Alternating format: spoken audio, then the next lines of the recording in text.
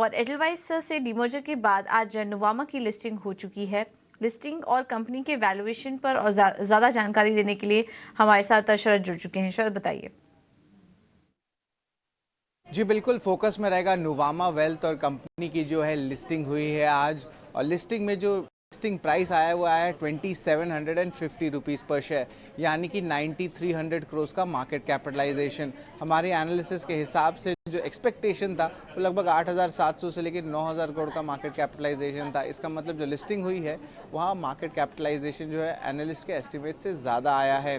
अब हम बात करेंगे वैल्यूएशंस की, जहाँ पे हमने 12 मंथ फॉरवर्ड पी के नंबर्स लिए हैं, जहाँ पे कंपनी का जो एडजस्टेड नंबर्स आ रहे हैं हमारे कैलकुलेशन से 24 टाइम्स।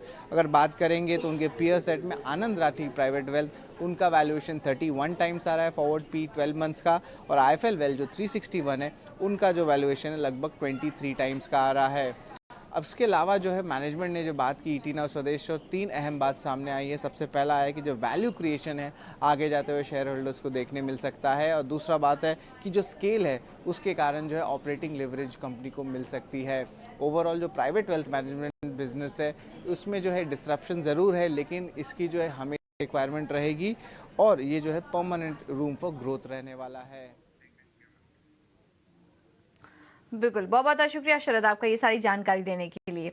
लेकिन लिस्टिंग के बाद कंपनी के एमडी और सीईओ से हमारी खास चर्चा हुई। उनका क्या कहना था कंपनी के आगे की ग्रोथ योजनाओं पर, इस पर भी आप एक बार नज़र डाल लेते हैं और आपको सुनवा देते हैं कि कंपनी के एमडी और सीईओ आशीष कहर ने क्या कहा। अगर आप फाइनेंशियल सेविंग्स का ग्रोथ देखो तो पिछले 25 सालों में कुछ 300 लाख करोड़ आया है, एंड उसमें से हर 5-6 साल में एक डबल जैसा कंपाउंडिंग हुआ है।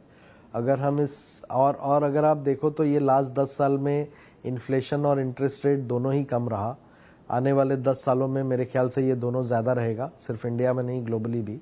तो आपके नॉमिनल रेट्स ग्रोथ के ज़्यादा होने वाले हैं, तो शायद आप कंपाउंड और भी फास्ट करो। बट मैं अगर 6 साल का कंपाउंडिंग भी पकड़ के चलता हूँ तो 12 साल के अंदर में आप टोटल बेस का ग्रोथ 4x देखते हो।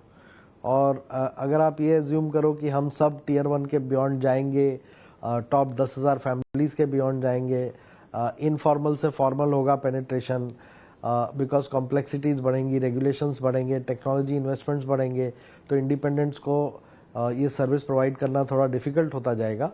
तो आई थिंक फॉर्मल पेनिट्रेशन बढ़ता जाएगा, जो कि हर डेवलप्ड कंट्री में हमने विटनेस किया है कि जैसे कंट्री एक डेवलपिंग से डेवलप्ड की तरफ बढ़ता है तो wealth management more and more formal की तरफ बढ़ता है। तो अगर आप डबल भी करते हो पेनिट्रेशन को तो एक्चुअली आप 8x देख रहे हो सेक्टर की ग्रोथ 10 से 12 साल में ना। वो पूरा 8x मेरे को नहीं लगता कि शायद वो नंबर्स में ट्रांसलेट करेगा, बिकॉज मार्जिन कंप्रेशन आएगा, प्लेयर्स आएंगे, थोड़े डिसरप्शंस होंगे।